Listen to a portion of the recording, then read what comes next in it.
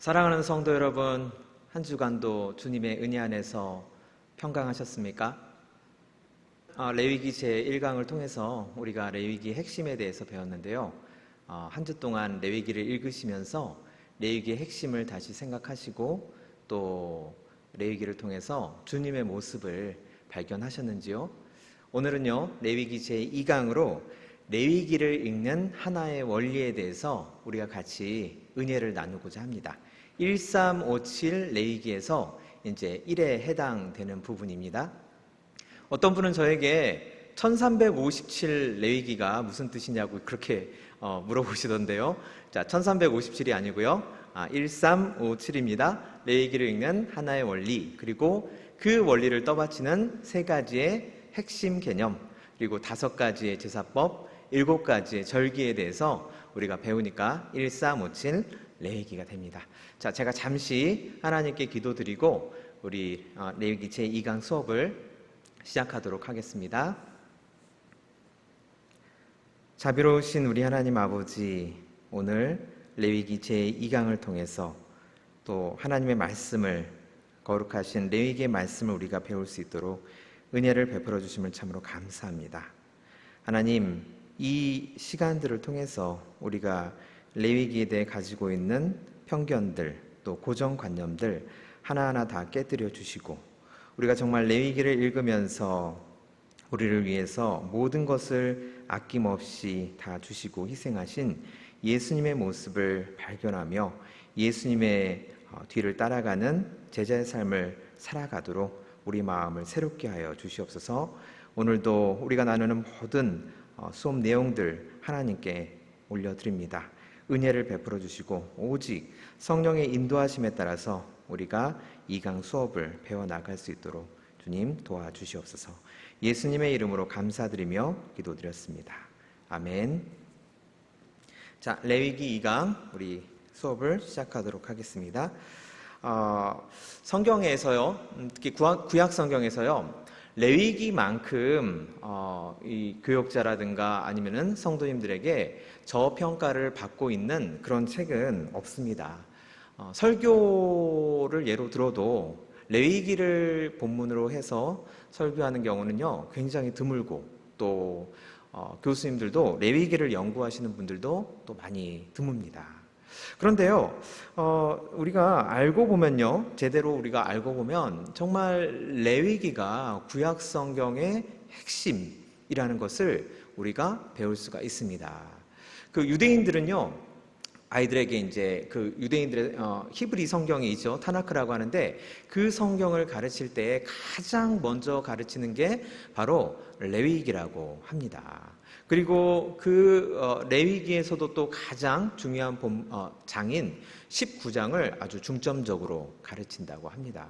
그래서요, 오늘 이 시간에는 먼저 모세 오경 속, 즉 토라라고 얘기를 하죠. 그 유대인들은요, 이 모세 오경 속에서 레위기의 위치가 과연 어떻게 되는지에 대해서 먼저 살펴보도록 하겠습니다. 제가 지금 그림을 준비를 했습니다. 산이 있고요, 그리고 그 모세 오경에 있는 여러 책들의 이름이 있죠. 그러니까 여기는 지금 창세기가 있고요. 창세기가 있고, 창세기가 이렇게 흘러서 출애굽기가 시작되고, 그리고요, 이렇게 산이 있고, 여기 지금 레위기라고 돼 있네요. 그리고 여기 민수기라고 돼 있고, 여기 신명기라고 이제 나오겠죠. 그러면요, 창세기에서 이제 아브라함과 이삭과 야곱이 나오고, 그리고 그의 후손들인 이제 이스라엘 백성들이 모세와 더불어서 이집트를 탈출하고, 그리고요, 출애굽한 지 한 그 3달 정도 지났을 때, 그러니까 4번째 달 첫째 날에 이제 시내산에 도착하게 됩니다. 그 기록이 바로 출애굽기 19장 1절에 기록이 되어 있습니다. 그래서요, 이 시내산에 도착해서 모세가 시내산에 올라가서 하나님을 뵙죠. 그리고 십계명이라든가 여러 가지 다른 율법들을 하나님께 받아옵니다. 그리고 정말 중요한 것은 뭔가요? 이 지금 그림에 나와 있듯이요, 이 시내산 정상에 성막이 지금 위치해 있습니다. 바로 이 그 시내산에서 머무는 동안 이스라엘 사람들이 하나님께로부터 받아서 한 가장 중요한 일이 이 성막을 건축하는 일이었습니다. 그리고요, 그 위에 이제 하나님의 영광을 나타내는 이 구름 기둥이 있지요. 이 구름 기둥이요, 하나님의 임재를 나타내는. 근데 그 하나님의 임재가 무슨 뜻이냐면 우리의 모든 죄악과 허물을 사해 주시는 그 대속죄일로 이렇게 표현을 하고 있습니다. 그러니까요, 지금 창세기부터 시작되는 모든 이스라엘 백성의 역사가요, 어디로 정점에 올라간다는 거죠? 창세기, 출애굽기 거쳐서 성막을 나타내는 레위기에서 산 정상을 이루고요, 그 정상 중에 또 정상이 바로 이 대속죄일에 해당된다는 것입니다.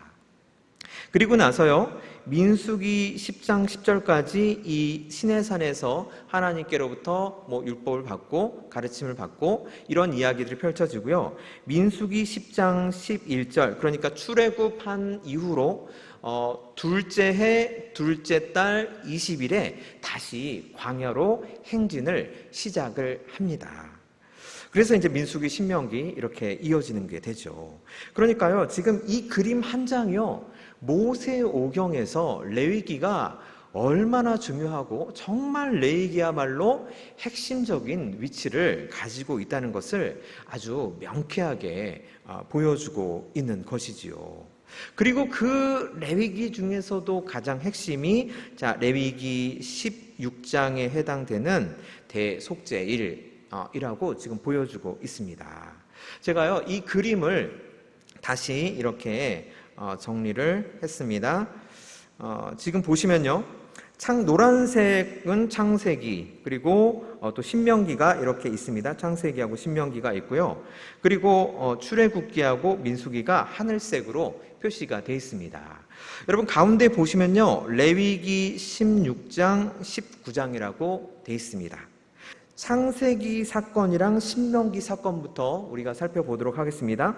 창세기 12장 1절부터 3절에서 하나님께서 아브라함에 대해서 땅에 대한 약속을 주셨죠. 마찬가지로요, 신명기 1장 8절 또 6장 1절에서 하나님께서 모세에게 가나안 땅, 그러니까 약속의 땅에 대한 그 삶을 말씀을 해 주십니다. 그리고요, 창세기 49장에서는 이제 야곱이 12아들에 대한 축복을 해 주지요. 그리고 50장에서는 야곱과 요셉의 죽음에 대해서 담담하게 기록을 하고 있습니다. 그리고 창세기가 끝나죠.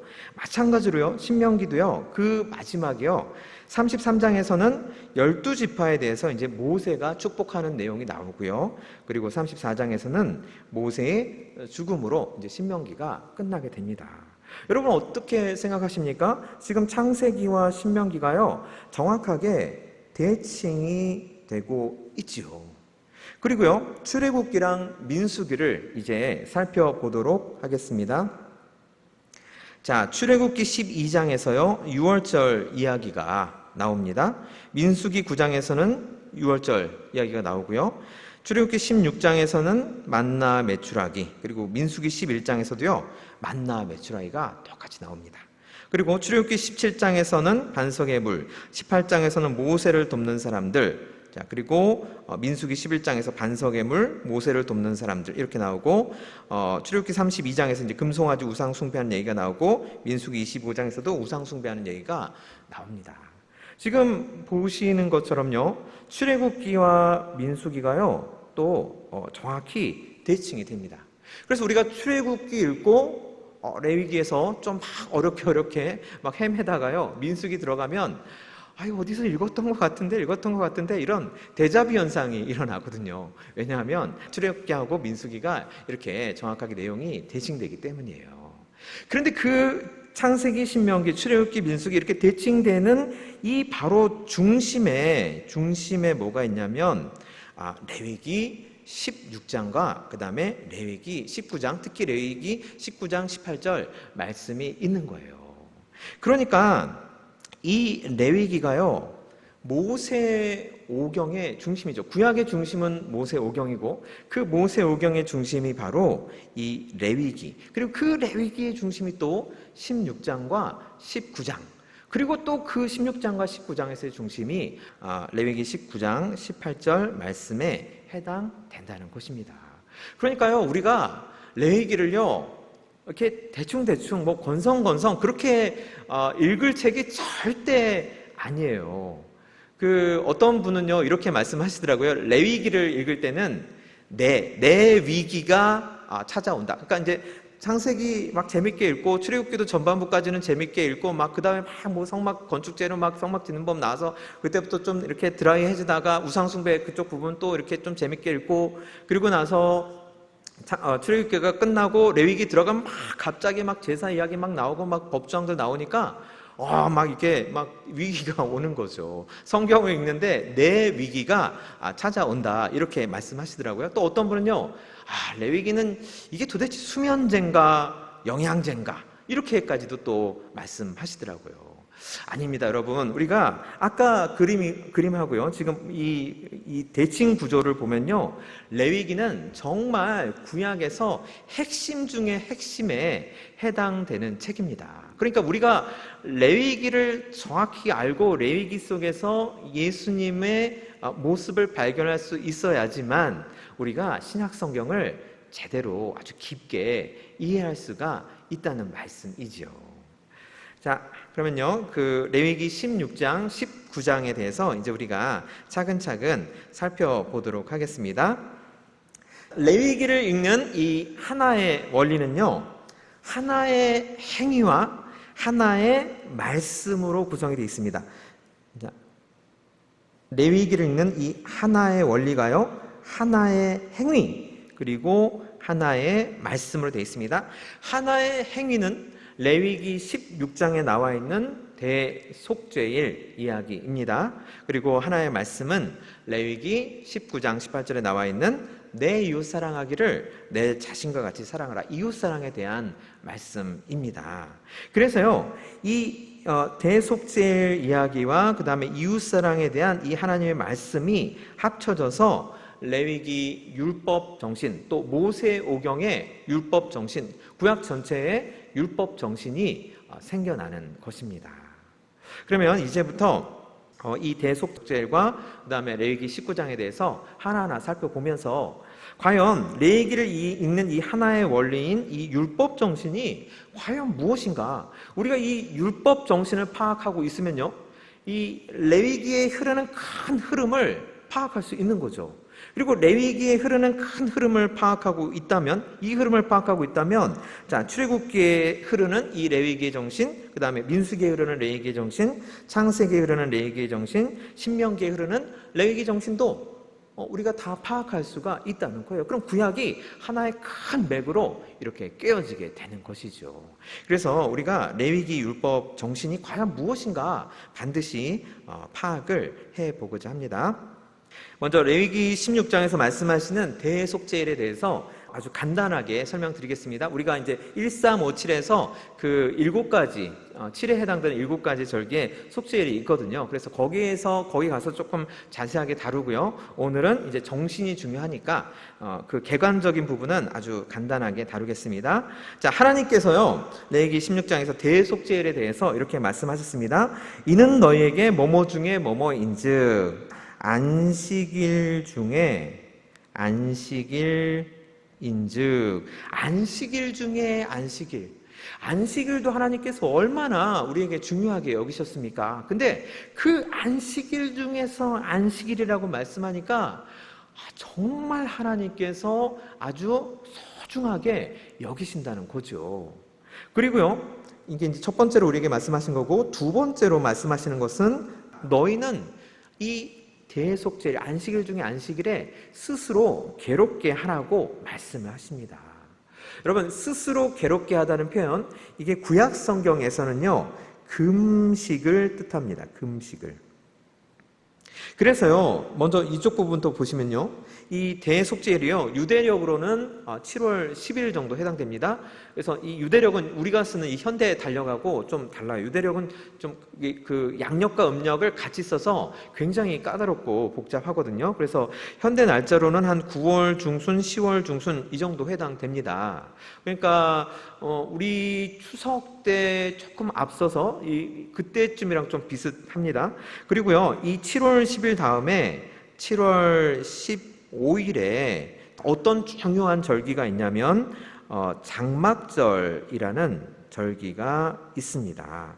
여러분, 이 장막절은요, 우리로 따지면요, 추수감사절 정도에 해당됩니다. 그러니까요, 이 안식일에 해당되는 이 7월 10일은요, 추수감사절을 불과 5일 앞둔 그때죠. 그러면요, 추수감사절 이 절기 때는 얼마나 먹을 것이 많고 풍성합니까? 도초에 막 맛있는 게 막 널려 있죠. 그런데 바로 그때 하나님께서 스스로 괴롭게 해라, 그러니까 금식을 해라, 이렇게 말씀을 하시는 것입니다. 여러분, 이 하나님의 의도가, 이 하나님의 심정이 무엇이겠습니까? 이 장막절에 감사를 하기에 앞서서 먼저 뭐를 하라는 거죠? 이 금식을 통해서 회개를 하라는 거죠. 대속죄일, 이 크게 속죄하면서 하나님께 회개하면서 그리고 그 회개를 다 한 이후에 하나님께 온전히 다 회개해서 죄를 씻음 받은 후에 장막절 절기에 들어가서 풍성하게 내가 너희들에게 준 모든 것들을 즐겨라, 이렇게 말씀하시는 거죠. 그러니까 감사 앞서서 회개를 먼저 해야 된다는 거죠. 감사가 있고 그 다음에 아이고 하나님 저한테 이렇게 주셨네요, 그래서 제가 옛날에 이러이러한 죄를 회개합니다, 그게 아니라 먼저 우리가 정말 진실한 마음으로 하나님께 회개하고 그 다음에 하나님께서 우리에게 주시는 것들을 감사하는 마음으로 받아야 된다는 것이죠. 그리고요, 세 번째가 이제 영원히 지킬 규례라고 말씀하십니다. 영원이라고 말씀하셨어요. 그러니까 이 구약시대 이스라엘 백성들에게만 해당되는 것이 아니라 신약시대를 사는 바로 지금 오늘 우리에게도 해당이 된다는 거죠. 우리도 대속죄를 지켜야 된다는 것이죠. 그리고요, 이 대속죄를 이제 유대인들은 욤키푸르라고 합니다. 욤키푸르라는 뜻은요, 욤은요 날이에요, 날. 그 다음에 키푸르라는 것은 속죄. 그래서 속죄의 날, 이렇게 표현합니다. 욤키푸르라는 말이 굉장히 많이 쓰여서 제가 이렇게 소개를 해드렸습니다. 그리고요, 이 욤키푸르에 지금도 그 이스라엘 사람들은요, 키텔이라는 옷을 입어요. 제가 옆에 그림에다 이렇게 보여드렸습니다. 지금 한 그 유대인 청년 같은데 이 키텔이라는 옷을 입고 이렇게 막 울면서 회개하는 모습입니다. 여러분, 근데 이 키텔이요, 우리나라로 치면은 수의예요, 수의. 그러니까 사람이 죽어서요, 이제 관에 들어갈 때 입는 옷 있잖아요, 수의. 유대인들은 이제 이런 거를 입는 거죠, 수의로. 그래서 이 속죄의 날에 수의를 입고, 키텔이라는 수의를 입고 하나님께 회개를 드리는 거예요. 그러니까 이게 무슨 의미냐면, 내가 하나님 앞에 완전히 죽었습니다, 내 자아가 완전히 다 죽었습니다, 이렇게 아주 처절하고 정말 통절한 마음으로 하나님께 회개를 드리는 것이죠. 그러기 위해서 이렇게 키텔을 입습니다. 대속죄의 의미가 이렇게 철저한 낮아짐, 자기 부정, 회개를 의미를 하는 것입니다. 그리고 레위기 16장에 나오는 이 대속죄일의 세 가지 구성 요소가 있습니다.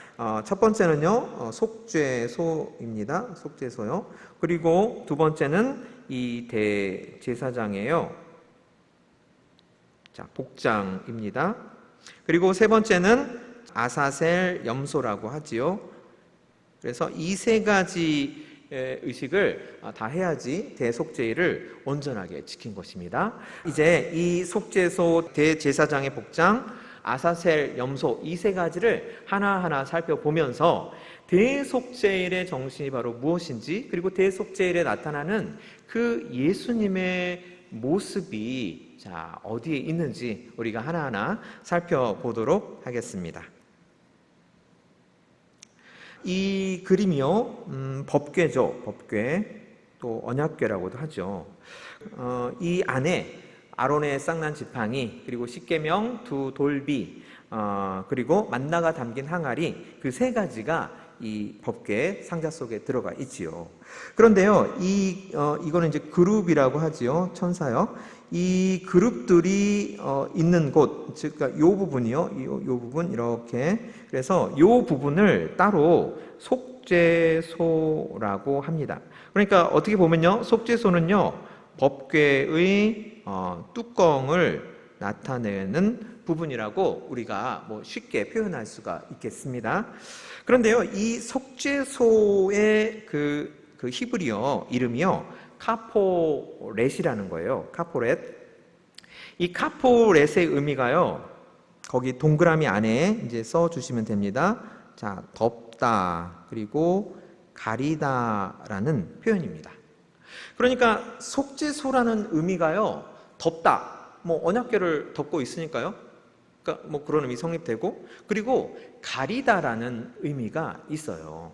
이 가리다라는 의미를 우리가 확장해서 생각하면, 이 속죄소가 갖는 어떤 영적인 의미에서 확장해서 생각을 하면요, 자, 여러분도 같이 써주시기 바랍니다. 죄를 덮어서, 자, 보이지 않게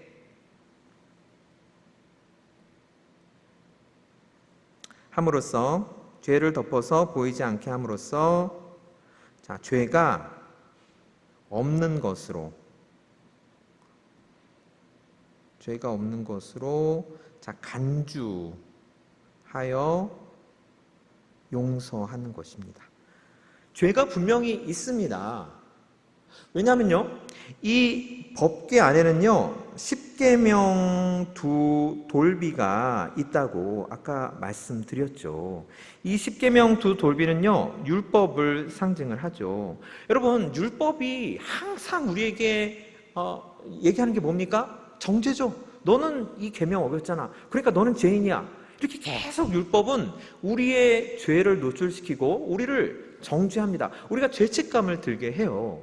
그런데요, 이 속죄소 뚜껑으로 이 법궤 안에 있는 십계명 두 돌비를 딱 가린다는 게 뭐냐면, 죄를 덮어서 보이지 않게 하는 거죠. 그래서요, 죄가 없는 것으로 간주하고 죄를 용서한다는 거예요. 죄가 분명히 있는데도 그 죄를 팍 덮어버려서 죄를 보이지 않게 하니까, 아, 그럼 죄가 없다라고 이렇게 용서하는 거죠. 그래서 이 속죄소의 그 대속죄래요. 이 속죄소의 대제사장이 이제 제물에 피를 이렇게 탁탁 뿌린다는 게 바로 그런 의미입니다. 그 희생 제물, 그 동물 희생 제사를 지내서 그 동물의 피로 죄를 덮어서요, 우리 죄가 더 이상 없는 것처럼 이렇게 보이지 않게 한다는 의미죠. 그래서 죄를 용서한다는 거죠. 그러면요, 이 의미가 어떻게 우리 신약시대에 적용이 될 수가 있겠습니까? 어떻게 예수님께서 이 동물 희생 제사를 우리에게 예표하고 계십니까? 자, 제가 다시 여기 적겠습니다. 같이 따라서 적어주시면 됩니다. 자, 인간의 죄를 덮어서 용서하시는 예수님의 보혈을 예표, 미리 드러내 보인다는 거죠. 인간의 죄를 덮어서 용서하시는 예수님의 보혈을 예표하고 있다는 것입니다. 그러니까 예수님의 피를 이전에는, 구약시대에는 동물의 피를 이 속죄소에 뿌려가지고 우리의 죄를 덮고 없는 것으로 간주해서 용서하시는데, 이제는 예수님께서 십자가에서 예수님의 피를 뿌리셔서 그 피가 속죄소의 기능을 하셔가지고요, 그래서 우리의 죄를 덮어버리시고, 예수님의 보혈이 우리 죄를 덮어버리시고, 그러면 우리 죄가 안 보이니까 하나님 아버지께서, 아, 너희들의 죄가 내 사랑하는 외아들 예수 그리스도의 보혈로 덮어져서 안 보이니까 죄가 없는 것으로 내가 간주하겠다. 그래서 너희들은 믿음으로 말미암아 의인이다 라고 이렇게 우리의 죄를 용서해 주시는 거죠. 죄인에서 의인으로 우리를 옮겨 주신 거죠. 그래서 속죄소가 곧 예수님이 된다고 우리가 얘기를 할 수 있는 것입니다. 그런데 여러분, 그 화목제물이라는 용어가 이제 신약 성경에 나오거든요. 특히 이제 로마서 3장 25절에 나오는데요. 예수님의 보혈을 화목제물로 표현하게 된 유래를 우리가 좀 알아둘 필요가 있습니다. 성전, 하나님의 성전을요, 성막이 아니라 성전입니다. 솔로몬이 지었죠. 그리고 이 솔로몬 성전이 이제 유대가 멸망할 때 다 파괴가 됐죠. 그때 이 법궤가 사라졌습니다. 그래서 한참 시간이 흐른 뒤에 이제 학개랑 스가랴 이런 사람들이 성전을 재건을 했죠. 그래서 그때 총독 이름인 스룹바벨 이름을 따서 스룹바벨 성전이 이제 2차 성전이죠. 그리고 또 한참 시간이 흘러서 이제 헤롯이 자기 멋대로 성전을 지었죠. 이것이 이제 3차 성전이라고 하죠. 성전의 역사는 이제 이렇게 됩니다. 그러니까요, 지금 솔로몬 성전이 파괴되면서 스룹바벨 성전 이후로부터는 속죄소가 없었어요. 성전에 이 가장 중요한, 성전에서 가장 중요한 장소인 지성소, 그 지성소에서도 가장 중요한 성물인 이 법궤가 없었습니다. 그러면 우리가 질문이 생기죠. 그러면은 도대체 이 대속죄를 하나님께서 영원히 지키라고 하셨으니까 지키는데 이 대제사장이 어떻게 속죄소도 없는데 피를 뿌렸을까? 그래서요, 대제사장이요, 그 유대 전승에 따르면 대제사장이 이렇게 지성소에 들어오잖아요. 그럼 여기 속죄소가 없는데 마치 속죄소가 있다고 생각하고 이렇게 허공에 이렇게 피를 뿌렸다고 합니다. 그러니까 유대인들이 생각하기에 이게 얼마나 답답한 노릇이겠어요. 가장 중요한 절기, 안식일 중에 안식일인 이 대속죄일에 지성소에 들어가서 지성소에 있는 그 속죄소에 피를 뿌려서 속죄를 받아야 되는데 그게 안 되는 거예요. 그냥 가상으로 간주하고 상상 속에서 있다고 생각하고 피를 뿌리는 거죠. 굉장히 이게 답답하고 아주 고민되는 내용입니다. 그래서 이 사도 바울이 활동하시던 이 당시요, 사도 바울뿐만 아니라 다른 사도들도 다 이 문제에 대해서 고민을 한 거였어요. 우리가 지금 성전에 속죄소가 없는데 어떻게 우리가 하나님께 속죄를 받을 수가 있을까? 그런데 사도 바울이 정말 이분이 참 대단하신 점이요, 이 구약에 있는 이 모든 흐름들을 곰곰이 생각을 하다 보니까요, 바로 예수님이 우리의 속죄소가 되시는구나라는 점을 깨달은 거죠.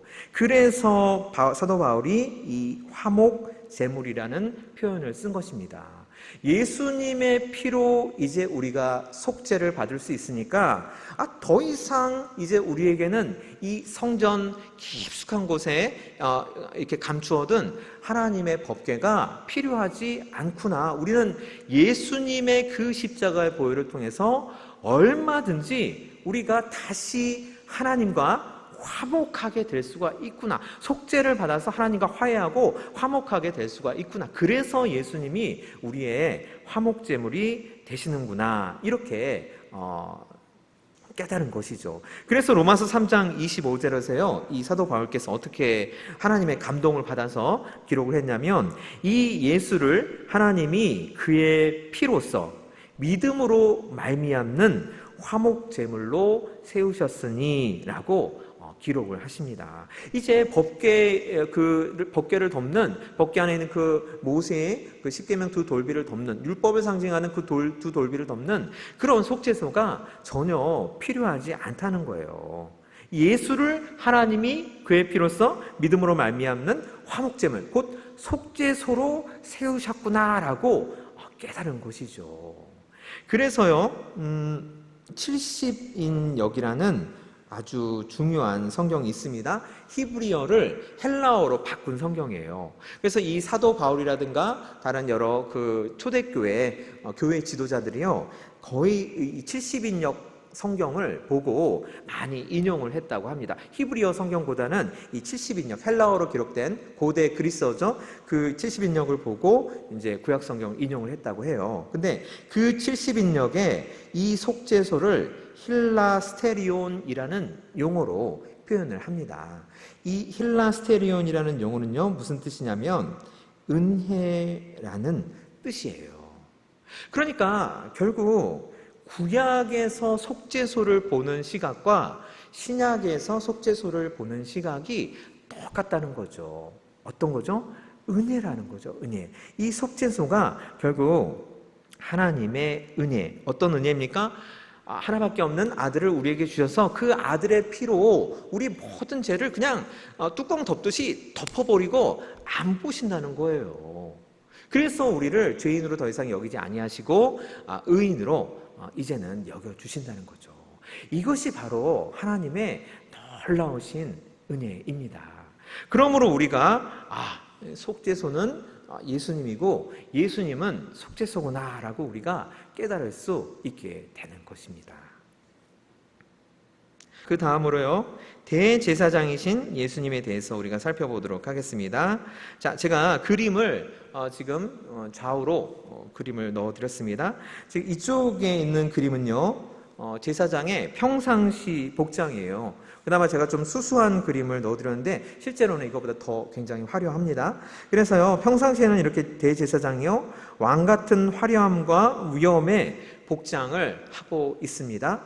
그런데 대속죄일이 되면요, 이런 세마포 옷을 입습니다. 근데 세마포도 굉장히 좋은 세마포가 있어요. 그런데 이 대속죄일에는 대제사장이 품질이 아주 떨어지는 저급한 세마포 옷을 입는다고 합니다. 그러니까 우리로 치면은 이제 배 옷 정도로 되겠죠. 아주 까끌까끌한 그런 배 옷이 되겠죠. 이것이 우리에게 의미하는 바가 무엇이겠습니까? 대제사장의 의복이 이렇게 대속죄일에 바뀌는 것, 이것이 의미하는 바가요, 자, 이 영광의 신분이죠. 대제사장은요, 이 영광의 신분에서 아주 낮아져서요, 스스로 겸비하는 거죠. 낮아짐 또는 뭐 겸비함, 겸손함, 이렇게 돼서요, 종의 신분으로 스스로 내려간다는 거죠. 그러니까 대속죄일이니까 하나님 앞에 자기와 그리고 이스라엘 모든 백성의 죄를 다 하나님께 아뢰고 그리고 속죄를 받아야 되니까 하나님 앞에서 한없이 겸비하고 겸손하고 낮아져야 되겠죠. 그래서 대제사장이 이런 아주 저급한 세마포 옷을 입는 것입니다. 여러분, 이것이 의미하는 바가 뭡니까? 예수님께서 이 땅에 오셔서 언제 이런 대제사장의 복장을 하고 다니셨습니까? 예수님께서 항상 가난한 자들, 또 어려운 자들, 병든 자들, 이런 사람들만 찾아다니시면서 이렇게 가난한 삶, 가난한 옷, 가난한 음식을 드시고 사셨죠. 그렇게 사역을 하셨죠. 이것이 바로 예수님께서 대속죄의 그 대제사장의 겸손함과 겸비함을 가지고 하나님 앞에서 사역을 하셨다는 것이죠. 그리고요, 대제사장의 고난을 살펴보도록 하겠습니다. 그 대속죄일 때는요, 대제사장이요, 어떤 실수도 절대로 용납이 안 됩니다. 그 지성소에 들어가서 이제 하나님께 죄를 고하고 또 여러 가지 그 제사법에 따라서 하나님께 제사를 올릴 때 하나의 실수라도 하면 그것은 이스라엘 백성 전체의 실수가 되지요. 그러니까 그 대제사장에게 오는 어떤 육체적, 정신적 스트레스가 이루 말도 못했다고 합니다. 그래서 그 유대교 전승에 따르면요, 그 대속죄일 전날에 대제사장은요, 그냥 뜬 눈으로 밤을 지새웠다고 해요. 혹시 뭐 그 아내랑 이렇게 동침을 해서 어떤 부정한 일을 저지르면 그 대속죄일에 하나님 앞에 나갈 수가 없으니까요. 그러니까 그냥 밤새고 그 다음에 대속죄일의 의식을 거행했다고 합니다. 그리고 또 대속죄일 그 지성소에 들어가서요, 모든 의식을 다 마치고 나오면 그 모든 그 대제사장의 그 가족이랑 친지들이 다 모여서 아주 큰 잔치를 열었대요. 살아 돌아서 왔다고, 안 죽고 살아 돌아서 왔다고 그렇게 큰 잔치를 열었다고 합니다. 유대인 전승에 따르면 그렇게 얘기를 합니다. 그러니까 그만큼 이 대속죄일이 대제사장에게 주는 고난이 아주 엄청난 거죠. 그래서요, 히브리서 5장 7절에 보면요, 이 대제사장의 고난을 설명하는 구절이 있습니다. 그는 육체에 계실 때 자기를 죽음에서 능히 구원하실 이에게 심한 통곡과 눈물로 간구와 소원을 올렸고 그의 경건하심으로 말미암아 들으심을 얻었느니라, 이렇게 말씀하십니다. 그래서요, 우리가 이 대제사장의 의복이라든가 대제사장의 고난을 통해서 우리가 무엇을 깨달을 수가 있습니까? 예수님께서 대제사장으로 섬기시면서 정말 자기 희생적인 중보를 우리를 위해서 하셨구나, 이렇게 우리가 깨달을 수가 있는 것입니다. 예수님께서 대제사장으로 사역하신다는 것은 곧 예수님의 자기 희생적인 우리를 위한 중보를 하셨다는 것을 우리가 알 수가 있는 것이죠. 자, 이제 세 번째로는요, 아사셀 염소이신 예수님에 대해서 우리가 좀 은혜를 나눠보도록 하겠습니다. 이 대속죄일에는요, 대제사장과 백성 모두 제물을 준비를 해야 됩니다. 자, 하나님께 어떤 제물을 드리냐면 속죄 제물과 번제물을 드립니다. 그런데 대제사장은요, 이 숫송아지 한 마리랑, 숫송아지는 그러니까 속죄 제물로 하나님께 드리고, 그 다음에 양 한 마리는 번제물로 하나님께 드립니다. 그리고 이스라엘 백성 모두를 위해서는요, 수염소를 2마리 준비하는데요. 한 마리는 이제 희생용, 하나님께 죽여가지고 하나님께 바치고, 또 한 마리는 이제 방생하는 용도예요. 그것을 바로 이제 아사셀 염소라고 합니다. 그리고 번제물로 양 한 마리를, 수장 한 마리를 또 이렇게 준비를 하고요. 그래서 레위기 16장 8절로 10절 보면은요, 2 염소를 위하여 제비 뽑되 한 제비는 여호와를 위하고 한 제비는 아사셀을 위하여 할지며, 아론은 여호와를 위하여 제비 뽑은 염소를 제물로 바칩니다. 그리고 아사셀을 위하여 제비 뽑은 염소는 산채로 여호와 앞에 두었다가 그것으로 속죄하고 아사셀을 위하여 광야로 보낼지니라, 이렇게 말씀하고 있습니다. 그러니까 아사셀로 선택된 이 염소는요, 우리의 모든 죄를 다 이 염소에게 전가한 다음에 광야로 보내는 것이지요. 이 아사셀이라는 단어의 의미가 참 여러 가지가 있고 우리가 생각해 볼 부분도 있는데요. 이것도 지금 시간이 많이 걸리니까 절기할 때 그때 좀 깊게 살펴보도록 하겠습니다. 그래서요, 레위기 16장 21절 보시면요, 더 자세하게 설명이 되어 있습니다.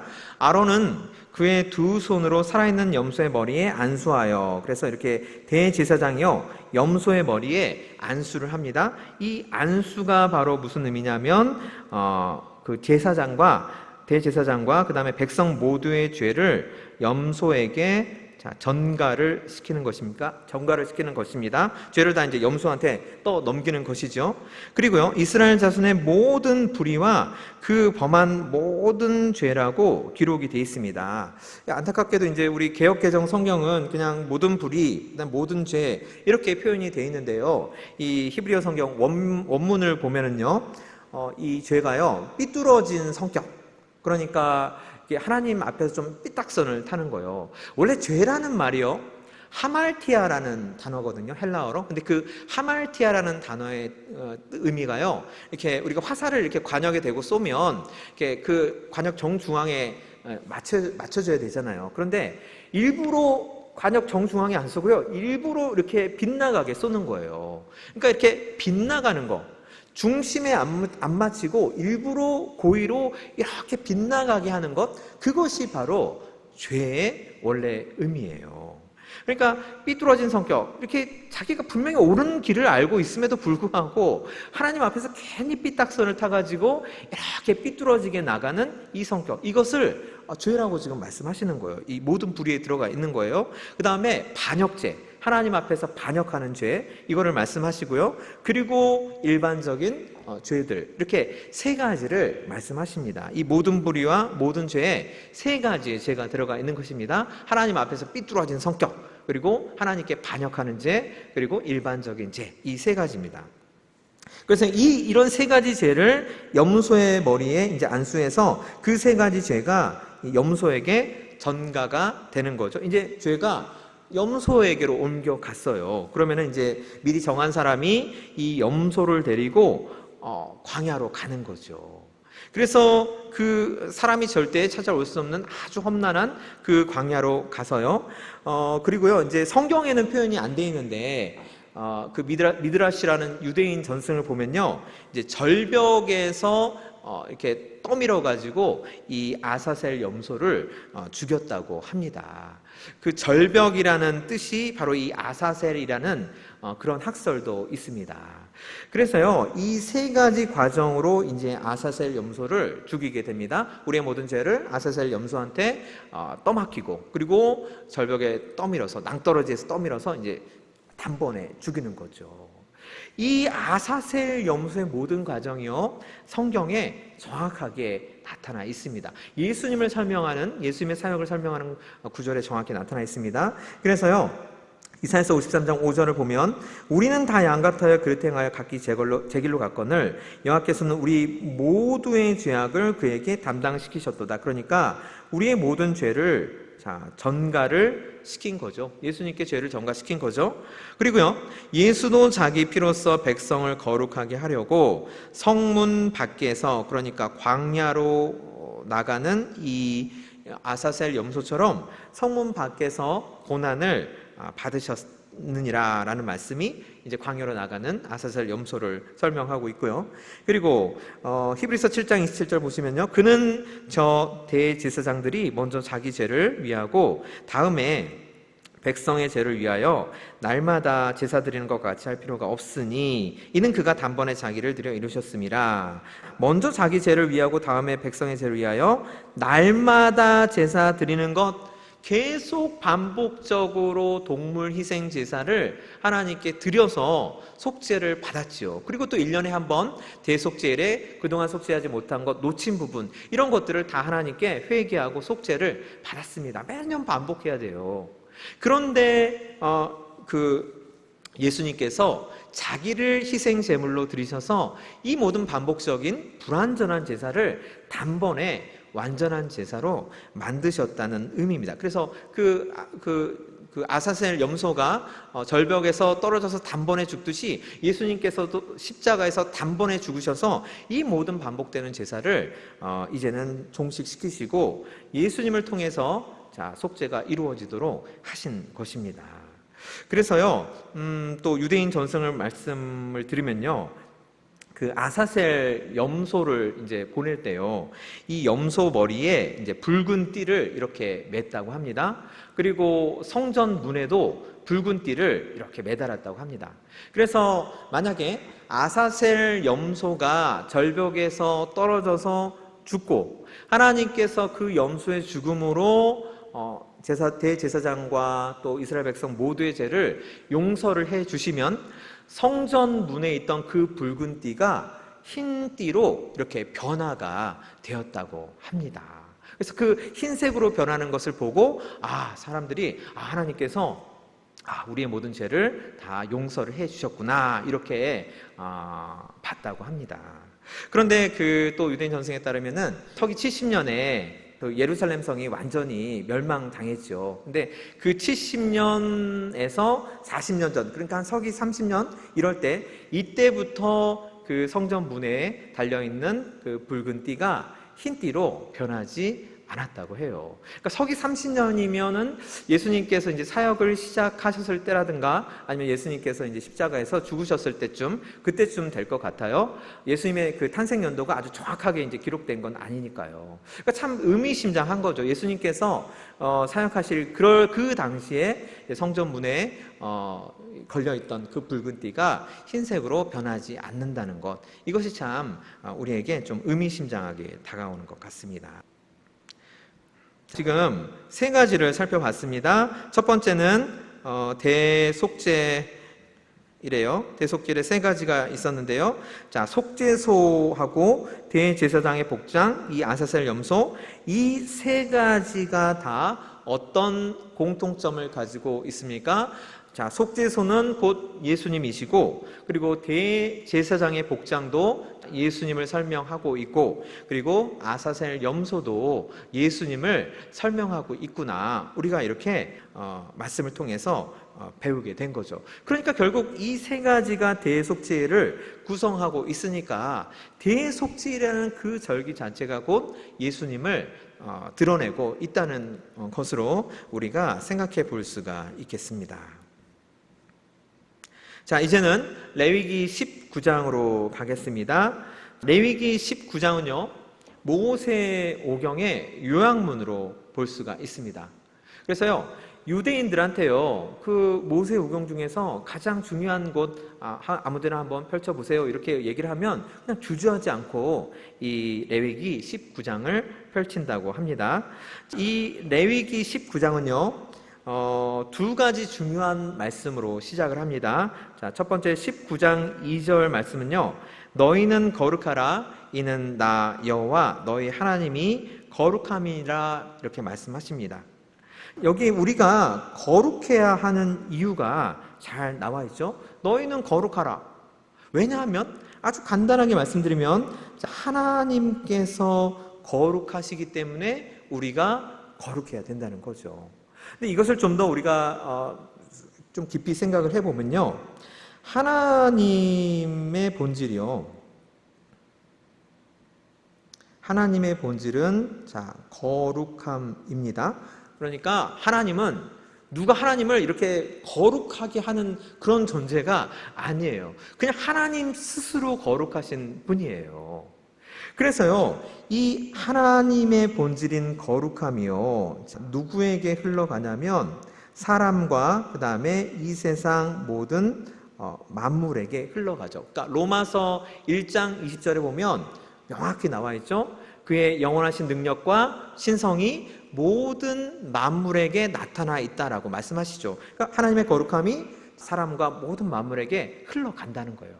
근데 흘러간다고 해서 사람이 저절로 거룩해지는 것은 아닙니다.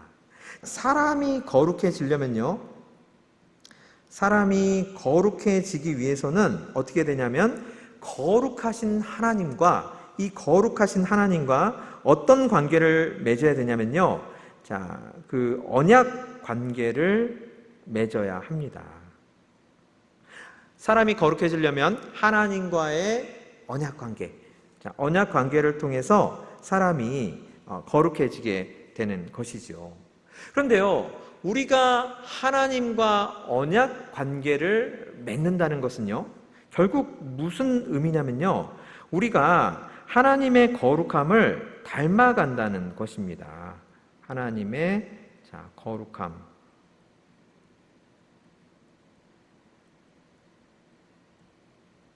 닮아감. 그래서 이 하나님의 거룩함을 닮아감을요, 여기 마지막 네모에 쓰시면 됩니다. 그러니까 하나님은 거룩하시고 그 거룩함이 이제 온 세상 사람과 만물에게 흘러가는데, 사람은 그 거룩함을 받는다고 해서 거룩해지는 게 아니라 하나님과의 어떤 언약 관계, 하나님과의 인격적인 관계를 맺어야지만 사람이 드디어 하나님의 거룩함을 받아서 사람도 거룩해진다는 것이죠.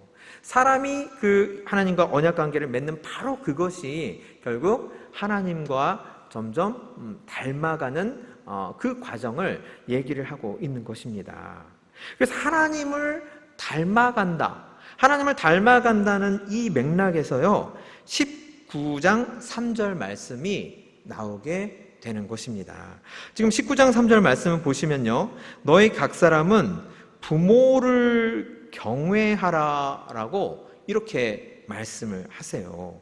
19장 2절에서 그 2절의 본문의 숨은 의미가 하나님을 닮아감이에요.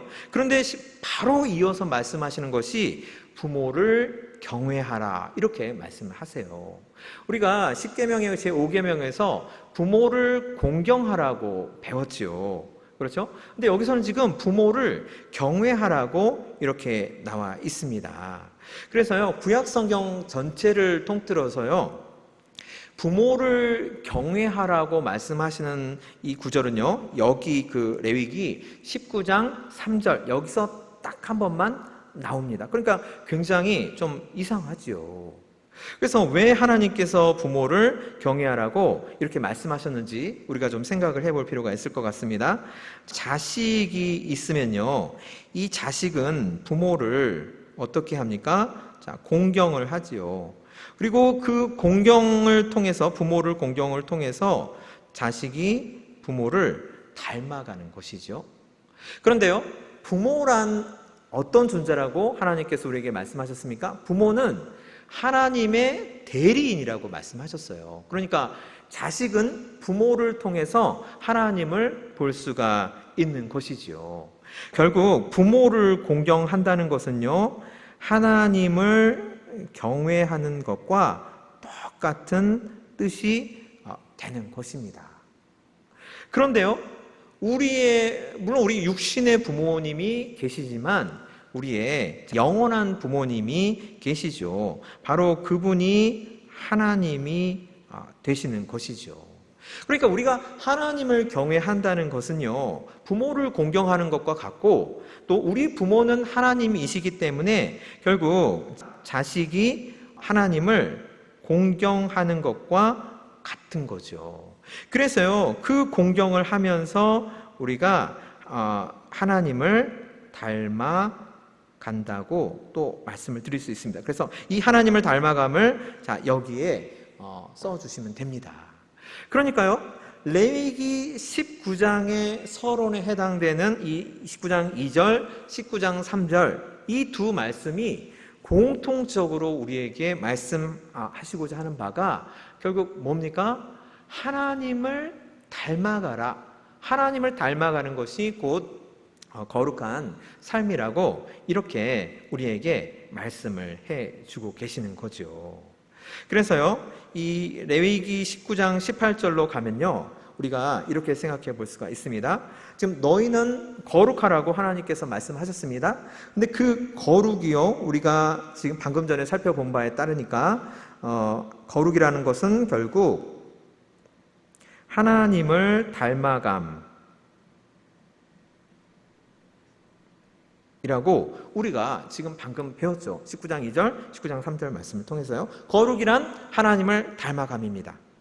그러면 하나님을 닮아가는 게요, 뭐 그냥 가만히 있다고 하나님만 이렇게 쳐다보고 있다고 우리가 하나님 닮아가는 건 아니죠. 실천이 필요하죠. 실천이. 그래서 하나님을 닮기 위해서는 실천이 필요한데 그 실천을 지금 하나님께서 우리에게 두 가지로 제시를 해 주신 거죠. 하나는 예배입니다. 예배. 그리고 하나는 공동체에 관한 겁니다.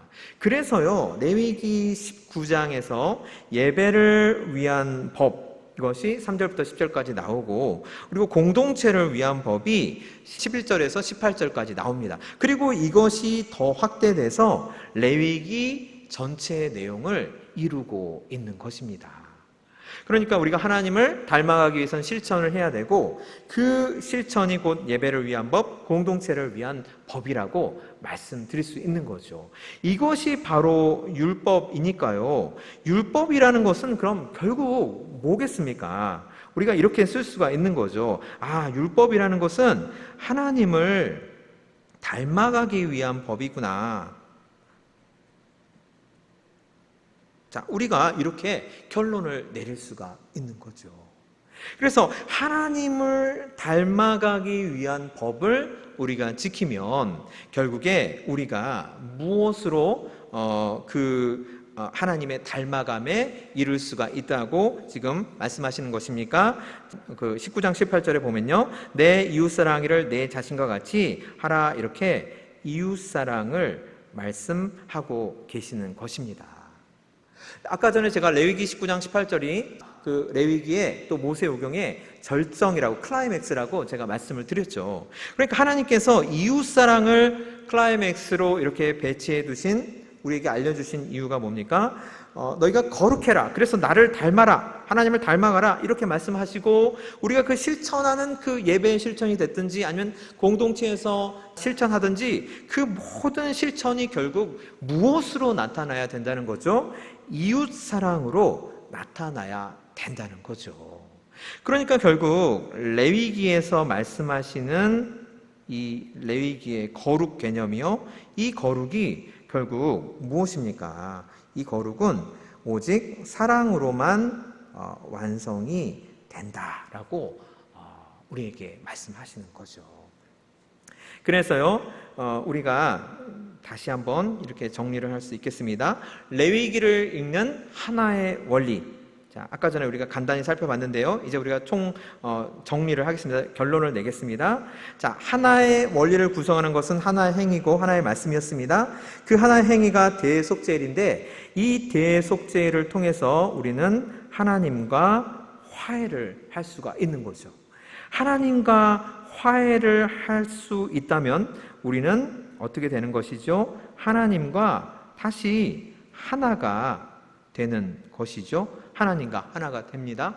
하나님과 하나가 된다는 것은 무엇인가요? 결국 하나님을 닮아감이라고 우리가 얘기할 수 있는 거죠. 하나님을 닮아간다는 것은 결국 그럼 무엇입니까? 자, 레위기 19장 18절에서 말씀하시는 대로 이웃사랑에 해당되는 것이죠. 여러분, 레위기가 이 흐름이에요. 그리고 모세오경도 이 흐름이에요. 그리고 신약 성경도 이 흐름이에요. 결국 성경에서 말씀하시는 모든 흐름이 이겁니다.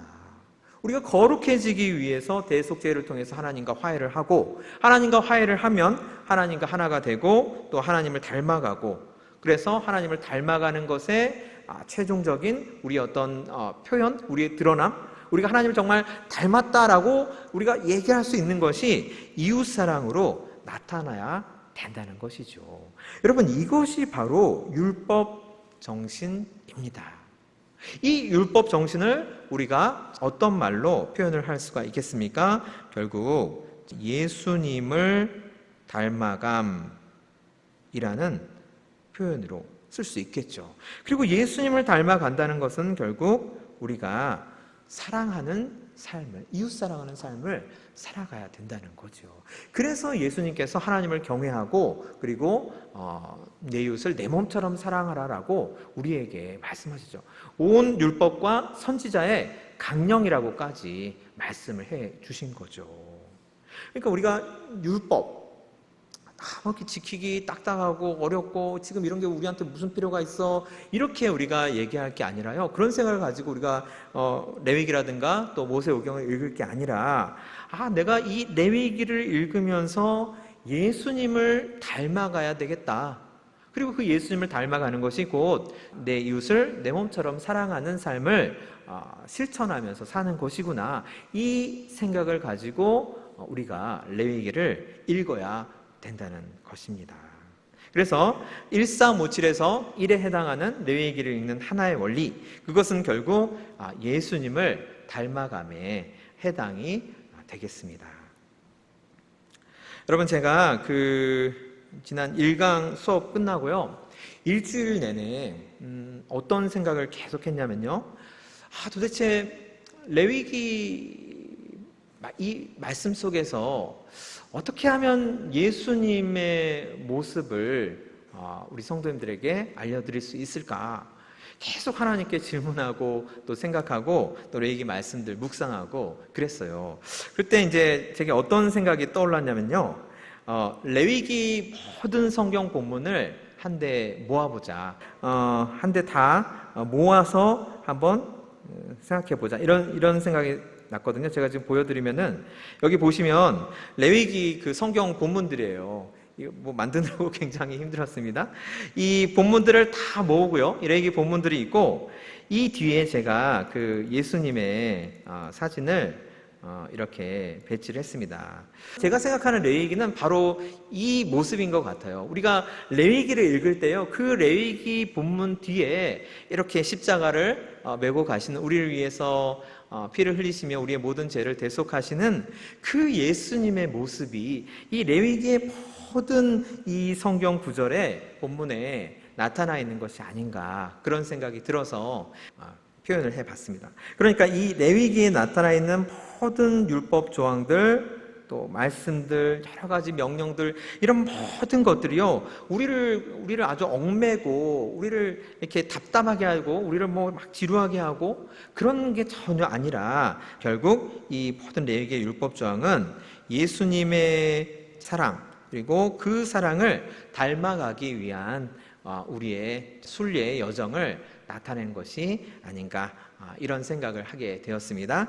자, 이것으로 오늘 레위기 제2강 수업은 마치도록 하겠습니다. 그리고요, 더 생각해 볼 부분, 그러니까 뭐 다른 말로 하면 과제가 되겠죠. 그래서 과제를 제가 잠시 소개해 드리고 기도하고 마치겠습니다.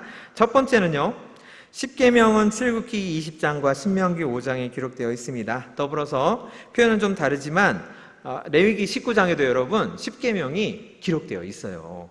그래서요, 다음 표를 보시고 출애굽기 20장의 십계명에 해당되는 부분을 레위기 19장에서 찾아서 써보세요. 이렇게 제가 과제를 드렸습니다. 자, 레위기 19장을 한번 꼼꼼히 읽어보시라는 그런 의미에서 이 과제를 제가 선정을 했습니다. 자, 첫 번째 1계명은 제가 이렇게 예를 보여드렸습니다. 1계명은요, 너는 나 외에는 다른 신들을 내게 두지 말라, 이렇게 말씀하셨죠. 자, 레위기 19장 4절 보시면요, 너희는 헛된 것들에게로 향하지 말며라고 이렇게 기록이 되어 있습니다. 그러니까 레위기 19장 본문을 잘 보시면요, 이 표현들이 꼭 그대로 나와 있지는 않아요. 표현들이 조금씩 다른데 그 십계명들이 막 이렇게 흩어져 있습니다. 레위기 19장이요. 그래서 19장을 꼼꼼히 읽으시고, 이 10계명에 해당되는, 2계명에 해당되는 건 이 구절이겠구나, 3계명에 해당되는 건 이 구절이겠구나, 이렇게 하나하나 이렇게 써 보시기 바랍니다. 자, 그리고 하나 더 과제 말씀드리겠습니다. 하나님께서는 레위기 19장 29절과 31절에서 대속죄를 영원히 지키라고 두 번이나 말씀을 하셨습니다. 그러니까 반드시 지키라는 말씀이시죠. 이 말씀에 따르면 우리는 당연히 지금도 대속죄를 지켜야 합니다. 영원이라고 하셨으니까요. 자, 그러면 신약시대를 사는 우리는 대속죄를 어떻게 지켜야 하는지에 대해 오늘 수업 내용과 관련지어 생각해 보시고 써보세요. 자, 제가 수업 시간에 말씀드린 예수님의 그 사역들을 잘 생각해 보시면, 이렇게 내가 신약시대에 사는 내가 대속죄를 지킬 수 있겠구나라고 이렇게 떠오르실 거예요. 그래서 곰곰이 생각을 해보시고 이렇게 생각나는 대로 쓰시면 되겠습니다. 이것으로 오늘 레위기 제2강 수업을 마치겠습니다. 제가 잠시 기도드리겠습니다. 사랑의 하나님 아버지, 참으로 감사합니다. 하나님, 오늘 레위기 제2강을 통해서 우리가 레위기를 읽는 하나의 원리에 대해 배웠습니다. 하나님, 이 원리가 뭐 어떤 대단한 것도 아니고 우리가 전혀 모르는 것도 아니고 우리가 익히 알고 있었지만 우리 마음속 깊숙이 담아두지 못한 그런 원리였습니다.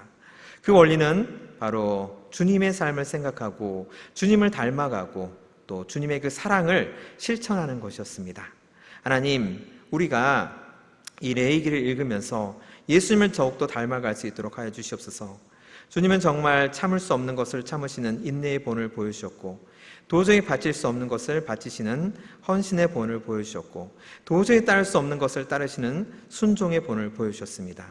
주님께서 보여주신 이 참된 인내와 헌신과 순종의 삶을 따라 제자의 삶을 살아가는 저희들이 될 수 있도록 주님, 저희들 도와주시옵시고, 이 레위기를 통해서 많은 깨달음 얻을 수 있도록 주님, 저희들 성령의 빛으로 인도하여 주시옵소서. 한 주간도 주님의 날개 그늘 아래 저희들 지켜주시고 건강한 모습으로 다음 주 제3강으로 우리가 다시 하나님의 은혜를 나눌 수 있도록 주님, 저희들 지켜주시옵소서. 예수님의 이름으로 감사드리며 기도드렸습니다. 아멘. 자, 마쳤습니다.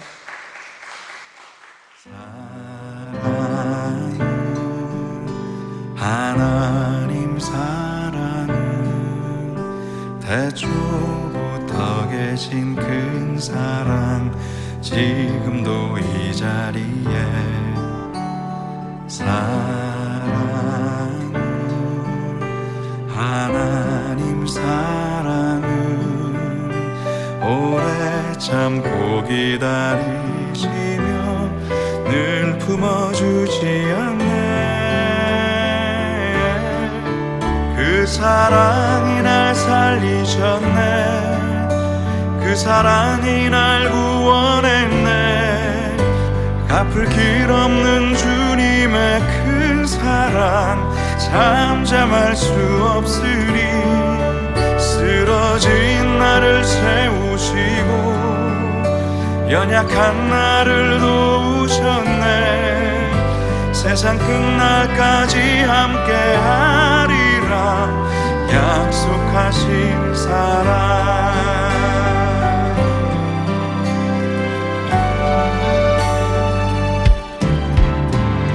사랑은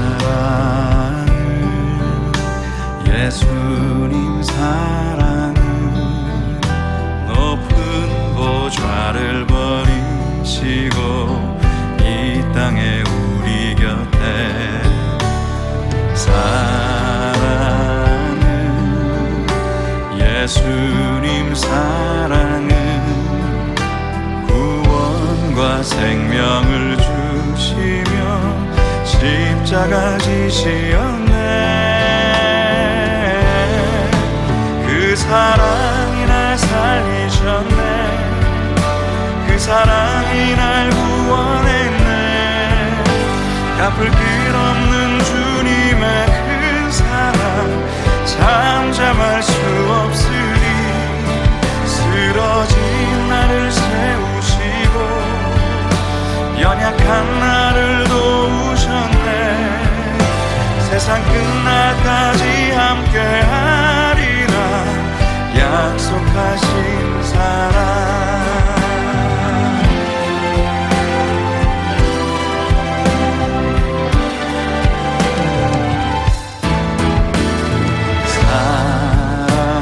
사랑은 성령님 사랑은 다시 주님 오실 때까지 언제나 함께하네. 사랑은 성령님 사랑은 세상을 이길 힘 주시며 권능으로 임하네. 그 사랑이 날 살리셨네. 그 사랑이 날 구원했네. 갚을 길 없는 주님의 큰 사랑 잠잠할 수 없으리. 쓰러진 나를 세우시고 연약한 나를 도우셨네. 세상 끝날까지 함께하리라 약속하신 사랑. 그 사랑이 날 살리셨네. 그 사랑이 날 구원했네. 갚을 길 없는 주님의 큰 사랑 잠잠할 수 없으리. 쓰러진 나를 세우시고 연약한 나를 도우셨네. 세상 끝날까지